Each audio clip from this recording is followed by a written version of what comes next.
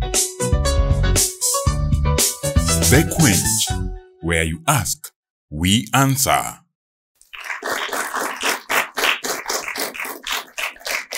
Well, it's that time for the Quench. And of course, when you hear the Quench, this is a platform, the only place where you ask and we answer. And let me tell you something, it's not just an answer. Because it's not an answer until it is real, authentic, reliable, an answer that you can drop at the bank. Yani, you can bank on it. These are answers you can bank on. And why so? Because, at the Quench, we talk matters here, we talk issues here that maybe there are some people that are either shying away from maybe such discussions. Like, for example, tonight, we are talking about matters, teen pregnancies and early marriages. And let me tell you something. These are issues that if we shy away from, kama tukinyamazia haya mambo, baadaye tutapata an issue ambayo tutaweza kushughulikia. Why? Because our people, our young people, wameingia kwa mambo mengi ambayo tusipowasaidia kutakuwa na shinda kesho. Right? And that is why we are right here. And with me here are wonderful panelists. Give it up for the men of God here. Wow. Because I know that men of God, mnaona hawa watu hapa. Hawa watu kazi yao siku ya leo ni kusikiliza na kuuliza maswali. So the good thing for me, at least upande wenye niko, mimi sijibu maswali. So maswali yote, and that's a good one for me. So men of God, meet the audience. This is a live audience on set. Na pia kuna watu wengi sana ambao wako nyumbani, ambao wanasikiza. Hebu tupigie wale wako nyumbani makofi. Wow. Yes. Karibuni sana. Now, before we start the business of the day, let me just say this. This is on, we call it the knowledge check. Did you know that puberty, the age at which puberty begins, has actually shifted from 12 years to 9 years as we speak? Ya kwamba sasa mtoto wa 9 years kuna mambo anaweza kwenda kujaribu pale, and then we start talking of a parent, mtoto wa miaka 9. That is how serious this discussion is tonight. That's how serious it is. Men of God, I would like you first to introduce yourself to the audience on set and to them that are at home. Yes. Let me start with you, man of God. Good evening, viewers and the ones who are here. My name is Pastor Joshua Sirengo. I pastor church Destiny Worship Center Nakuru, the Revival Chapel, under the leadership of Bishop Titus Mbai. And we've been preaching the gospel and shaping the society through the word of God. Wow. Yes. Beautiful. Give it up for the man of God. Amen. Karibu sana, man of God. Asante. Yes. My name's Pastor Joseph THUO from Tumsifu KAG Church. I welcome viewers and the audience who are here so that we can be able to tackle some issues. Good evening.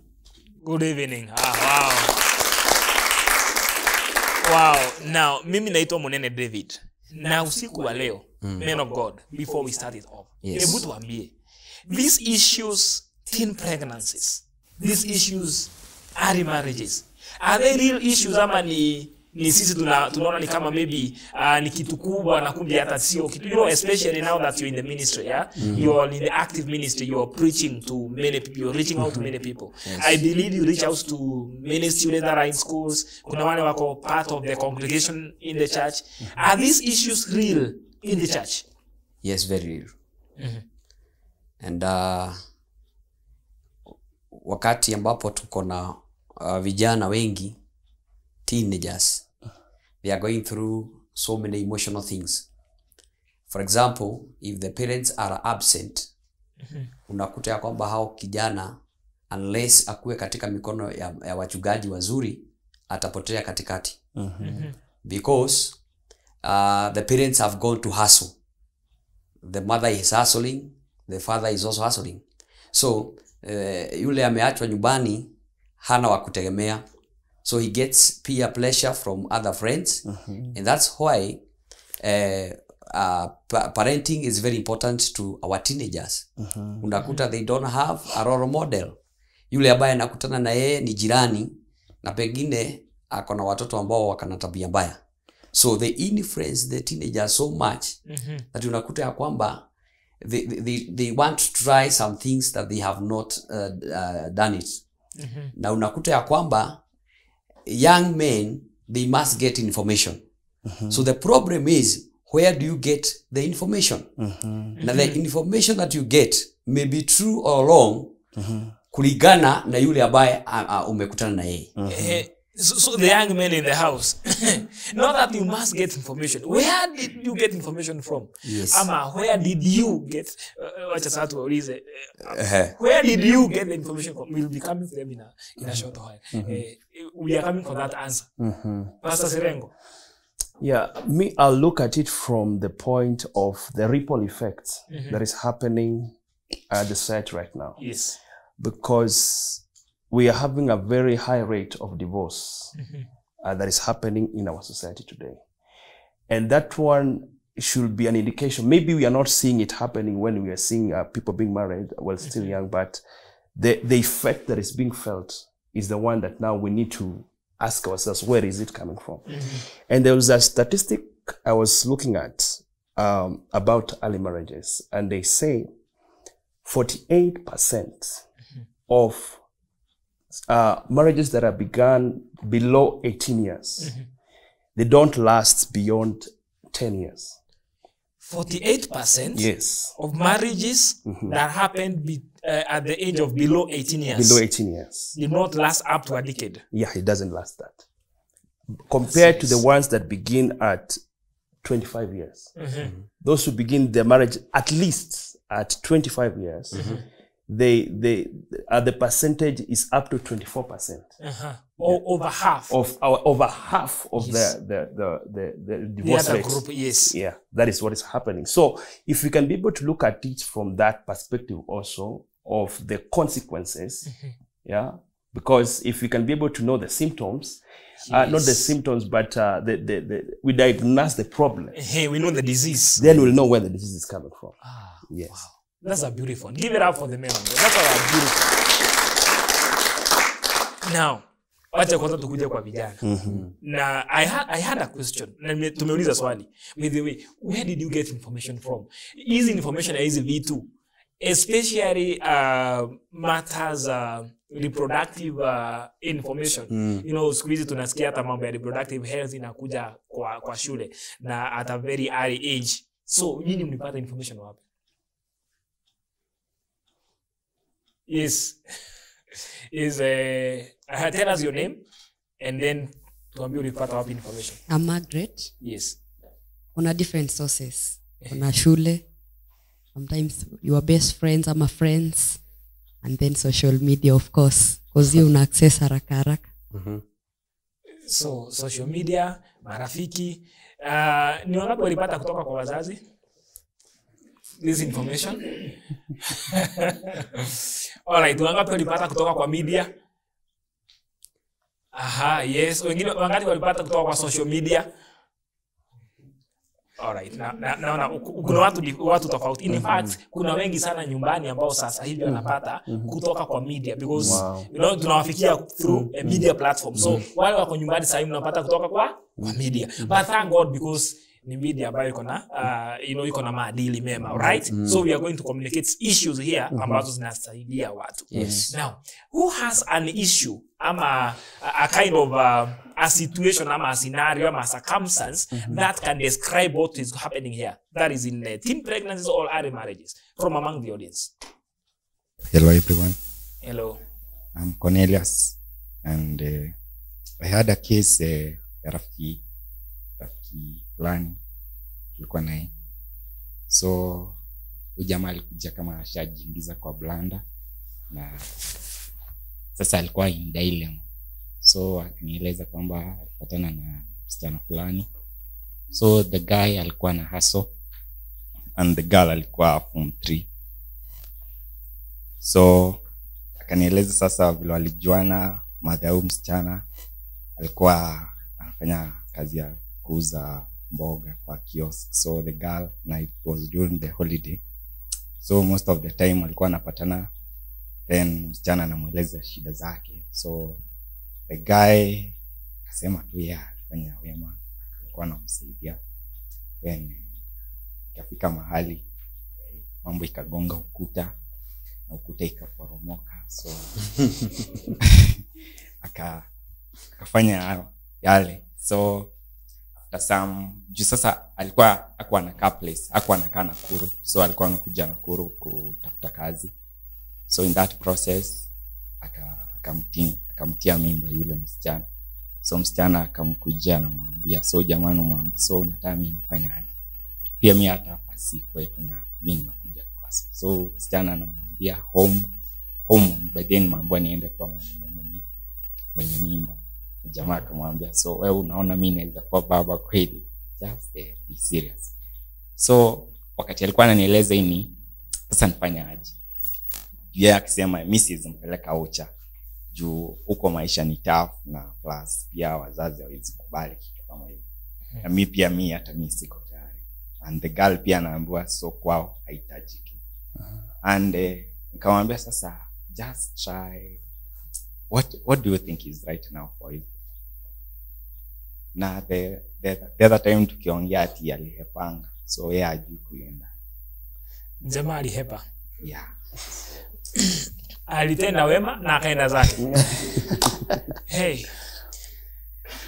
Now from the members of the audience, what should the gentleman have done?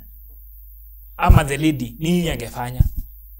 Especially hata kuzuia hiyo mimba kupatikana in the first place.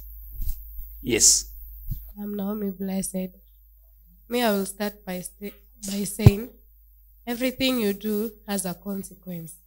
So mimi ningeambia tu huyo mtu, okay, wewe unasema ulitenda wema ukaenda zako. First thing ya ku prevent what's happened, you should have abstained. Abstaining is the best I can say. Yani ni kitu ya maana to avoid all such things. Na pia dem mi siwezi laumu, yani sijui wakulaumu, wote wako na makosa. But the best thing mimi naweza ambia mtu, abstaining is the right choice zenye wangeweza kufanya. Na juu tunasema maji yakimwagika yaezizoleka, wangefaa wachukue. Kama ni kijana, take your responsibility. Juu sasa kama alitoroka, kutoroka ita solve anything. So angetoroka, angekaa tu waonge, wajue venye watafanya, responsibilities zichukuliwe. Thank you. Hey, that's a beautiful one, man of God. Nasikia vile mambo yako pande hii. How can we help by these such people? Mimi ningesema first of all, wakati Mungu aliumba mwanadamu, aliweka feeling zote kwa mdogo na kwa mkubwa. So kile kitu ambacho kinaendelea sio makosa to feel that you are attracted to the opposite sex. There is no mistake. The mistake comes here when you don't have control. Na tukisoma Biblia pia, kwa sababu sisi ni Wakristo, Biblia inasema ya kwamba free from fornication ama from passions ambazo ni za mwili.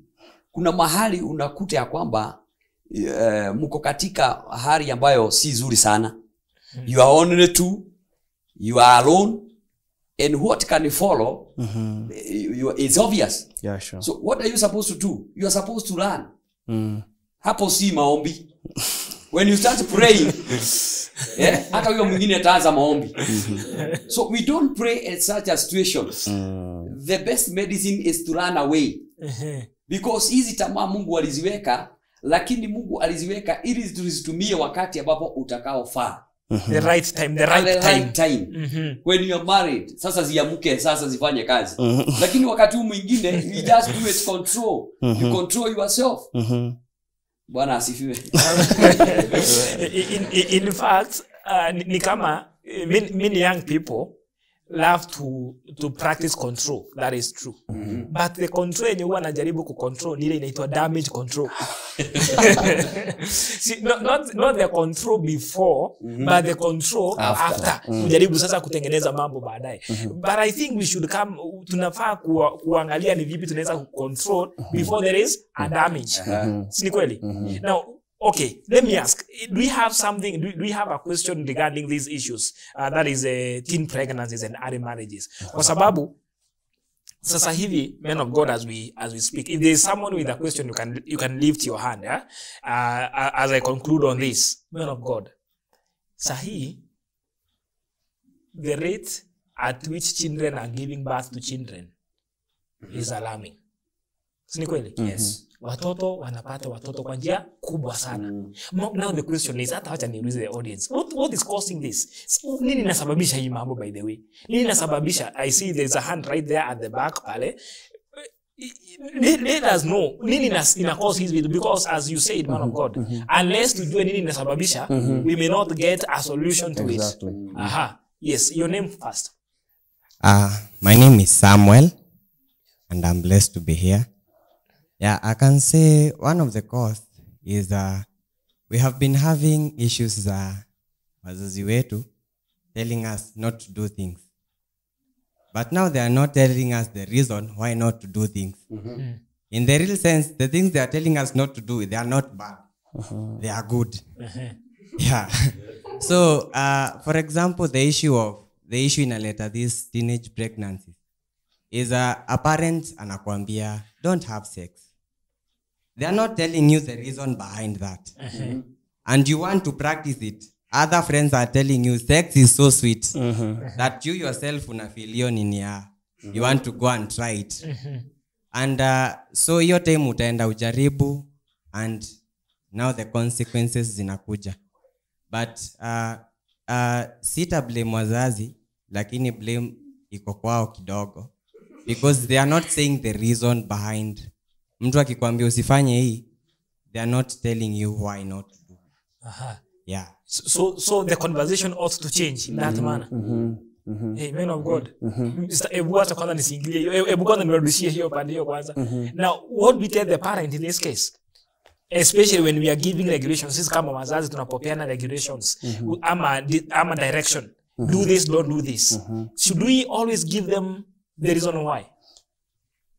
I think there should be an elaborate way of sex education, because as he says, yes, the parents are doing their bit of trying to tell the child not to engage in it, but to understand the consequences and what can happen when such a situation happens, yes, what can be the result and how it can affect them in a deeper way, affect their destiny, affect their future, affect even their body or anything like that. So that deep talk on, and this moment I want to encourage parents to always try to find time for their children. I think there is a gap that needs to be filled there. And now when you don't fill in that gap as the parents, then other people come in, the media come in, and friends come in, and that's how that child gets anapoteza njia. So I really encourage the parents to build a good relationship right from the beginning, because the problem where parents go wrong also is that they are trying to build a relationship when the child has gone too far. So, but when the child is at a tender age, at around 5, there are those stages when the different children interact with their parents. There are times when the child needs a father. There are times when the child needs a mother. So if we can be able to understand that and elaborate, usikue ati umefungia information ingine. Try to be vivid about it. Now, men of God, mzazi alikosa kufanya hivyo at 5, at 7, at 10, at 12. Sasa mtoto wako 14, ako 15. Tunaweza kumsaidia namna gani? I don't know, but let me just say that as I wrap up on that also. There needs to be more of trying to seek help, because also on the other hand, when the parent, at this point now we are talking about a damage. This child is not in good condition. It's damage control. He has never had we are talking about damage control. Yes. So if you can even look for professionals who can talk to you about, how do I talk to my daughter about it? How do I talk to my son about it? Yes. How do I make them understand that, I think that one is what is going to help both the parents and even the children themselves. To add on that, Beautiful. Yes. to add on that, the church should also come in. Because now the parents have shied away.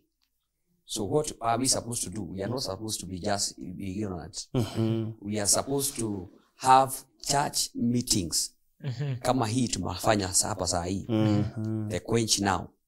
So at the church level, at the local level, pastors should take initiative to know what is happening with their teenagers. Yes. Because teenagers are the one who are going to take the church tomorrow.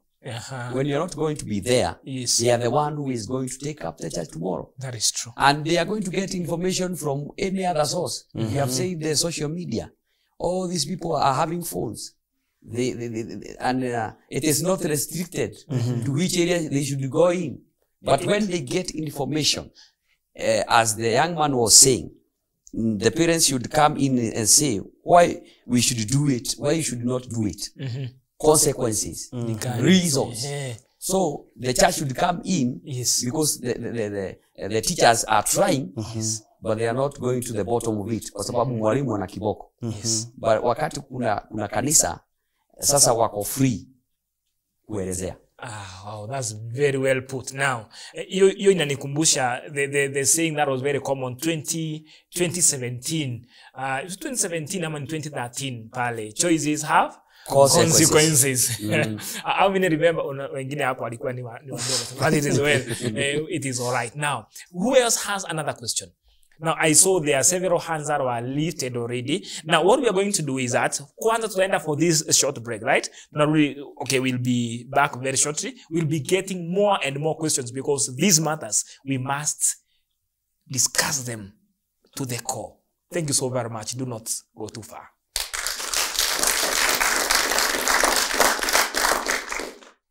The Quench, where you ask, we answer.